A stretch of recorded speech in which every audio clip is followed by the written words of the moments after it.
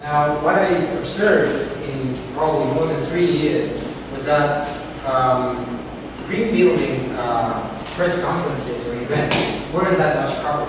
I mean, there were a few journalists there, and probably Steve, you remember the joke that Professor 2Celsius made yesterday. The joke went like that. It was something like, how many green building consultants do you need to change a light bulb? The answer is none, because somebody else already did it. And hey, sorry, he's been to a press conference at the time anyway. Now, I want to go to that press conference. What happened at the press conference? How many journalists were there? So basically you have two extreme answers to that. The first one would be none. They're not interested into that. They're not interested into that because normally traditional media is not covering chronicle events. It basically covers sensationalism, obviously, and you know, it's pretty much oriented towards events. If it goes to a little catastrophe, it's perfect. Now, and the other answer would be obviously a couple of dozens, because that's an extreme answer. Probably in that building is happening is somebody gets raped or something. So wow, that's quite a story. The most important part, I think, is the internet platforms, which are independent and alternative, such as 2Celsius would be. There are many, let's say, independent models in the world. Probably the best examples would be Internews, which basically is uniting local media from all over the world, and the American Grist, which is some sort of a blogging platform, but it's basically an analysis type of media. Very interesting. This is what I call organic journalism. We had a lot of journalists invited, and there was this Romanian member of the European Parliament. The name is not important. The thing is that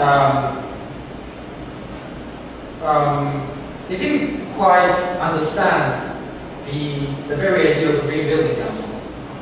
Not even the idea of a green building. I'm referring to journalists and the member of the parliament. So it was, there were like two, let's call them political or intellectual strands on approaching a green building council. The first one was liberal or neoliberal. I would say this is the good one, even though I'm not a neoliberal, but yeah, businesses are getting together in a process and trying to do something and put some pressure on the government, right? While what journalists are expecting, and even this socialist member of European Parliament were expecting a normativist approach. Like, hey, let's have a state agency to deal with that. Let's have like members of the government or the national parliament do something about it, and then they should call the businesses and then kind of like impose what they're thinking about. This is what France has experienced during the Mitterrand years. Everything he did was like with huge involvement from the state.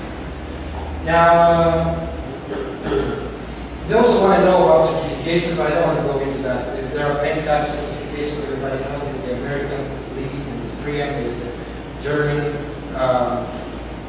certification. So basically, they want to have something very national, very Romanian, but it's not happening yet. It's a process. They don't want to go through. This leads to disconnectedness. It's really interesting because right now, do you see anything here? Well, anyway, this is like an old communist building. Let's say it was built sometime in the 60s or probably in the 70s. This is from my hometown in South Transylvania, and this building was supposed to be retrofitted, you know, and the pay was supposed to pay for it. The state and the municipality, 80%. This is a law, everybody knows it, at least back home. So people are not applying for that. Guess why? Because they don't know about it. They just don't know about it. So the funny thing is that they're not even going to the municipality because they don't know jack about that very important law that would save them 80% of the retrofitting, or at least of the insulation of the building. So they're not going there. They're paying 80% more for that. So look, I mean, this is funny because this part is not retrofitted. This part up here is retrofitted with wood. It's kind of crazy. And this part is, I think it's pretty well retrofitted, but it doesn't make any sense because there's no energy auditing or anything there, you know. So it's just kind of ridiculous. This part is like orange, this part is gray, this part is brown. It's just crazy. But they're doing it. And this is the way Bucharest is developed lately, you know. Like you've got the old buildings, you know, I mean, I think they were pretty much well integrated into the whole urban environment. And you got Ceausescu right here, you got a pretty much, it's what I call savage capitalism into buildings, you know. This building is devouring energy.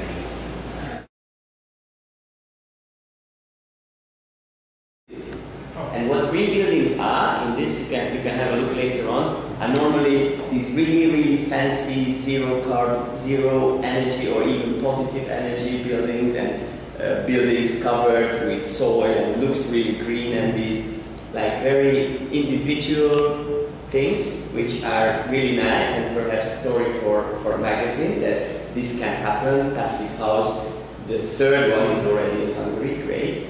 But I see a huge gap between the retrofitting. It's not really a story. An ugly building, the fifth one, the 500 one is retrofitted. It's not really a story for a magazine anymore. So how do you see from the journalist point of view that these fancy new things, glass, positive, blah blah blah, it's nice, it's easy to show nice pictures, but the everyday life is much slower, much less attractive. So how do you see this? Well, probably you should make the whole retrofitting story sexier.